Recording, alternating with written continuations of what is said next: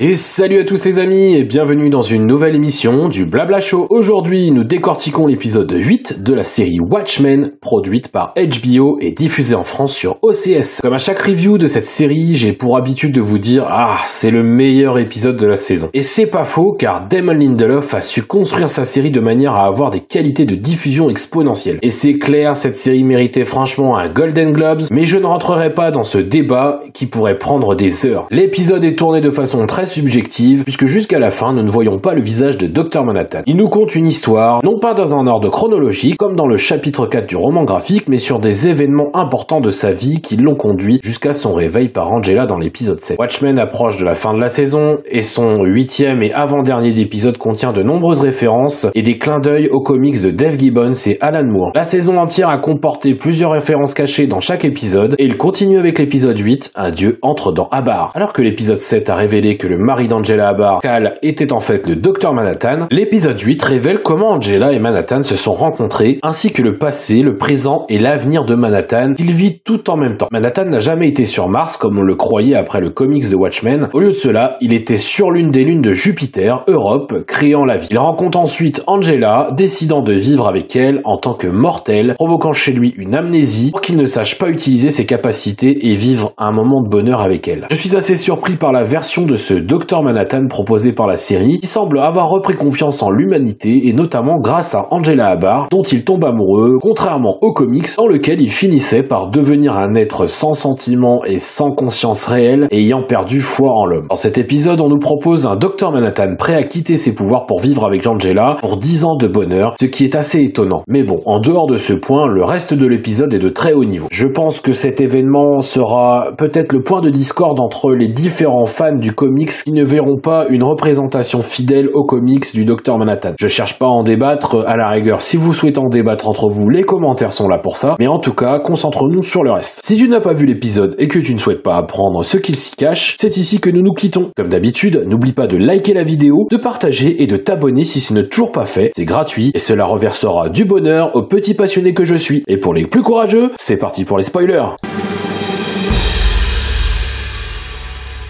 Alors je vous disais, comme dans tous les épisodes de la série, celui-ci regorge encore de petits clins d'œil cachés et nous allons les découvrir ensemble. Parlons du début de l'épisode où le Dr Manhattan marche dans la rue au Vietnam le jour de la célébration de la victoire sur le Vietnam. Il porte un costume et un masque du Dr Manhattan et la musique jouée est Rhapsody in Blue de George Gershwin. La musique a été une source récurrente de drame ajouté et d'ironie dans la version comics et le film Watchmen. Elle est donc utilisée de la même manière dans la série et compte tenu du contexte de l'épisode et de la pigmentation cutanée particulière de Manhattan, celle-ci colle bien à son sujet. Le titre de l'épisode est une référence ludique en soi, comme un jeu de mots dû au fait que le Dr Manhattan, un être au pouvoir divin, entre effectivement dans un bar. Cependant, la raison pour laquelle il entre dans un bar, c'est pour rentrer dans la vie d'Angela Abar. Le jeu de mots se fait encore plus lorsque l'on regarde le titre en anglais, qui est franchement plus parlant que la version traduite en français. Mais tout bien considéré, c'est un titre très approprié et intelligent. Et lorsque l'on repense à la dernière fois où le Dr Manhattan a mis les pieds dans un bar au Vietnam, dans le comics,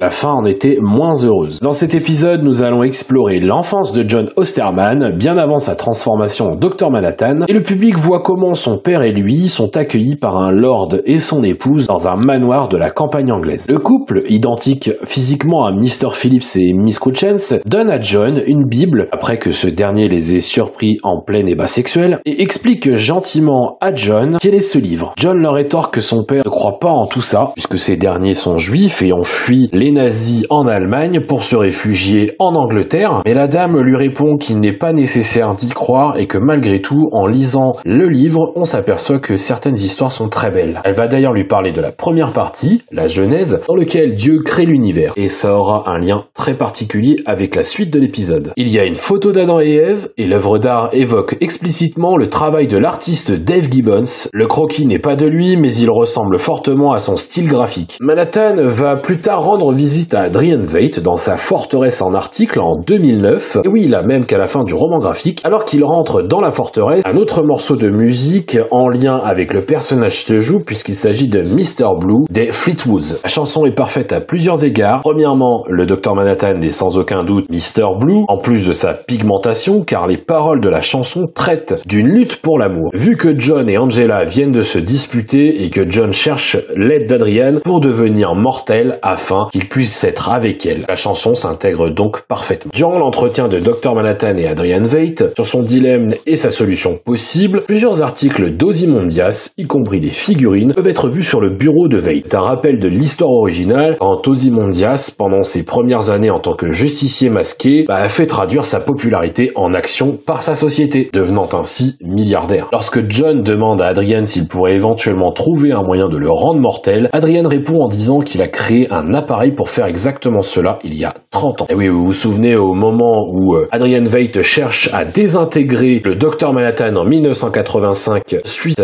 à l'attaque du calamar géant, et bien en fait cette attaque-là n'était pas ce que l'on pensait. Il explique vraiment que c'était son plan A et son plan B et qu'à aucun moment il savait très bien qu'en fait Dr Manhattan arriverait à se reconstituer, et ça lui a permis en fait de créer justement un petit objet qui lui permettrait de perdre l'intégralité de ses pouvoirs. Et cet objet, c'est l'objet que l'on voit dans les mains d'Angela lorsqu'elle le retire du crâne de Hal qu'elle vient juste d'assommer à coups de marteau. Il y a aussi un rappel avec cette année 85 où le Night Owl, Silk Spectre et Rorschach arrivaient à la base arctique d'Adrian Veidt et que ce dernier venait d'exécuter son plan pour la paix 35 minutes auparavant. Cela ressemble également à la réponse de Lady Trieu dans l'épisode 4 où elle avait déjà créé le bébé pour le couple Clarks sans enfant dont elle voulait obtenir les terres. On a un petit passage dans l'épisode où à plusieurs reprises la question existentielle que tout le monde se pose est posée, à savoir qui est arrivé en premier, la poule ou l'œuf. Elle va avoir une référence directe aux comics de manière un peu paradoxale et classique, mais elle va aussi avoir une référence suite à la visite de John chez Will Reeves où Angela va poser la question à travers John directement à son grand-père pour savoir comment a-t-il su que Jude Crawford était un membre de la 7e cavalerie. La réponse est plutôt paradoxale puisque Will Reeves regarde John, ou plutôt Cal, en lui disant « mais qui est Jude Crawford ?» Angela pense avoir déclenché en fait toute cette histoire par le biais de sa question, pensant que si elle ne l'avait pas posée, son grand-père ne se serait jamais intéressé à la 7e cavalerie et donc que tout ça ne serait jamais arrivé. Vers la fin de l'épisode, la 7e cavalerie arrive avec un canon qui devrait téléporter Dr Manhattan contre sa volonté dans leur base secrète dans le but de le détruire et de lui prendre ses pouvoirs. Mais avant que cela ne se produise, Angela essaye d'en éliminer autant qu'elle le peut dans l'espoir d'empêcher ce que John a déclaré inévitable. Il la rejoint, tue les membres de la 7e cavalerie pour la protéger, leur faisant exploser la tête de la même manière que lorsqu'il tue Rorschach dans la fin du comics. Cependant, il est toujours téléporté malgré tout à la fin de l'épisode. Nous avons un petit parallèle encore une fois qui est fait avec Superman, puisque le Dr Manhattan va prendre la forme d'un homme nommé Calvin Jelani, et si on regarde bien dans Calvin Jelani, si on enlève certaines lettres, ça nous donne Kal-El. Vous trouvez pas? Sans parler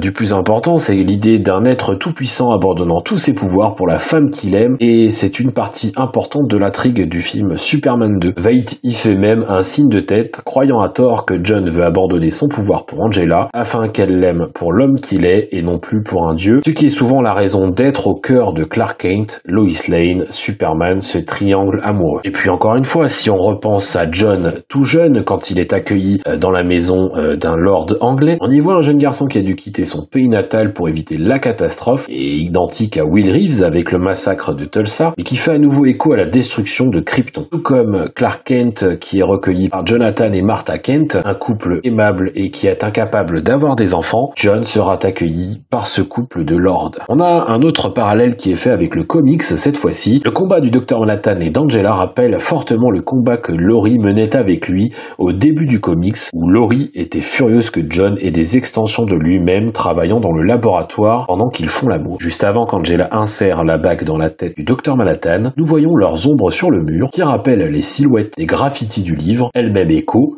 des ombres brûlées dans les murs d'Hiroshima après la détonation de la bombe atomique en 1945. Elle dit à Angela qu'il laisse son destin entièrement entre ses mains. Et ce ne sont pas la première fois que ces mots sont prononcés ni dans le comics ni dans la série, puisque la première était celle du sénateur Joe Keane lorsqu'il a remis la télécommande entre les mains de Walt Tillman afin qu'il découvre la vérité dans l'épisode 5. Parlons ensuite d'Adrian Veidt qui, lorsqu'il s'entretient avec John Osterman alias Dr Manhattan, lui dit qu'il était au courant de ce qu'il faisait. En effet, il déclare qu'un petit éléphant lui a dit que John était sur Europe. Cela signifie donc que Lady Trieux sait ce que John faisait et sait probablement qu'Adrian est emprisonné là-bas. Encore une fois, la théorie sur laquelle nous pensons que Adrian Veidt se serait écrasé dans le champ des Clarks se rapproche puisque la mystérieuse chose spatiale qui s'est écrasée dans leur ferme semble vouloir dire que Veidt pourrait s'échapper d'Europe. Et c'est pas la scène post-générique qui pourra nous en dire le contraire. Mais on en reparlera tout à l'heure. Il y a pas mal de parallèles faits avec la Bible, encore une fois, et notamment dans la bouche d'Adrian Veidt puisque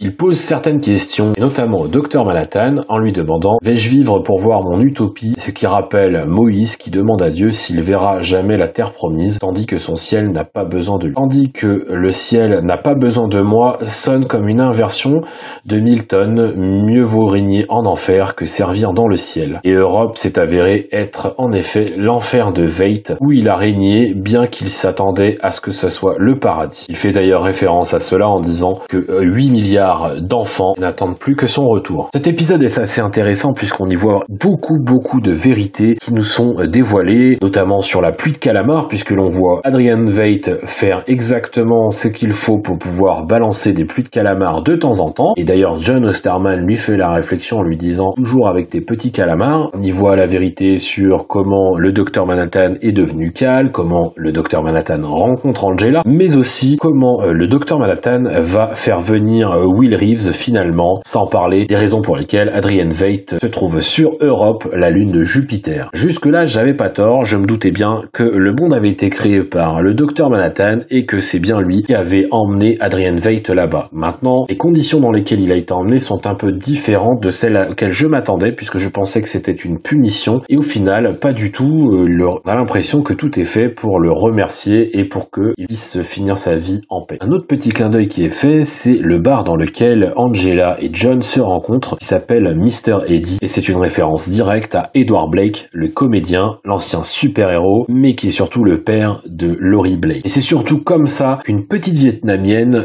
tombée enceinte de l'enfant de Blake appelait le comédien Mr. Eddie alors qu'on les voit lors de la première célébration de la victoire sur le Vietnam dans un bar juste avant de l'assassiner elle et son bébé à naître de sang-froid. C'est d'ailleurs l'une des théories qui persiste le plus sur la naissance de Lady Trieux. Beaucoup de fans disent qu'elle est l'enfant d'Edward Blake. Ça peut se tenir très franchement, mais ça aurait voulu dire que le docteur Manhattan ait ressuscité cette jeune femme après que Edward Blake ait quitté le bar en furie, mais je trouve ça un peu trop poussé et à mon sens, je reste encore persuadé qu'il y a une liaison avec Adrian Veidt. Pour avancer encore dans ma théorie, rappelez-vous dans l'épisode 7 où Angela et Lady Trieux sont en train de partager un déjeuner après le réveil d'Angela. Angela lui pose la question « Mais où est votre père ?» En effet, Lady Trieux disait que ses parents seraient bientôt réunis autour d'elle pour assister à son grand succès. Et c'est vrai qu'on apprend que Bian est en effet le clone de la mère de Lady Trieux, mais on ne sait toujours pas où est le père. Et elle disait « Il sera bientôt là ». Ça me laisse vraiment penser qu'il s'agit bien de Adrian Veidt qui sera sans doute réveillé avec ses actions sur l'horloge du millénaire. Qu'en pensez-vous? Dites-moi un peu dans les commentaires ce que vous pensez et selon vous quelle serait la théorie la plus crédible. Sachant qu'il nous reste plus que le dernier épisode de la semaine prochaine pour savoir la vérité, c'est le moment de pouvoir parier les gars. Par ailleurs, côté chanson, on en a une dernière, à savoir Tunnel of Love de Doris Day, qui est une référence directe au dialogue entre Cal et Angela qui parle à un moment donné d'un tunnel de l'amour. Et ce qui est intéressant avec cet épisode, c'est que pour une fois, nous avions une scène post-générique, comme je vous disais tout à l'heure, où l'on voit un Adrian Veidt épuisé, esseulé, qui est en train de lire un livre, à savoir, encore une fois, Fog Dancing de Max Shi, qui est la 3e apparition de cette œuvre dans la série, avant de recevoir la visite du garde-chasse, dont on apprend la réelle identité, et qui est en fait le tout premier Mr. Phillips, clone, si vous voulez, créé par le Dr Manhattan, lorsqu'il créera l'intégralité de son paradis sur la lune Europe. Et ce qui est assez intéressant, c'est qu'il lui apporte encore une fois un gâteau d'anniversaire avec 7 ou 8 bougies, je sais pas trop, mais je pense plutôt 8, ce qui correspond bien aux 8 années passées sur Europe. Mais dedans, il y a toujours ce fer à cheval qui se sert pour découper le gâteau, et il en fallait pas plus à Adrian Veidt pour pouvoir essayer de creuser un tunnel afin de s'échapper. Nous quittons donc cet épisode sur cette scène qui est relativement intéressante puisqu'on y voit un petit peu la folie d'Adrian Veidt reprendre le dessus lorsqu'il reprend espoir de pouvoir s'évader. Alors,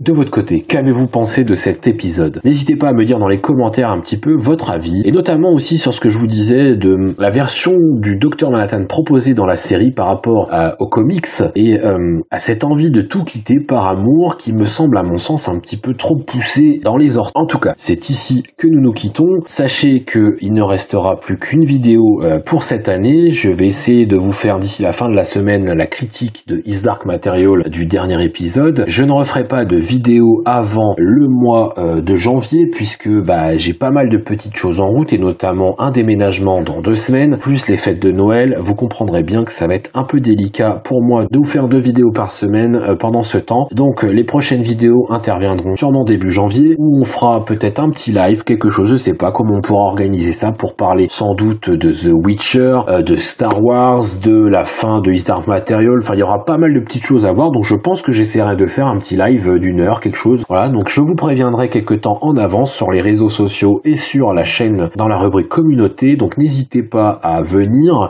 ça sera avec grand plaisir que je chatterai avec vous, de façon à échanger ensemble nos points de vue. En tout cas, on se revoit encore une fois cette semaine pour la dernière vidéo. D'ici là, portez-vous bien et à bientôt sur le Blabla Show.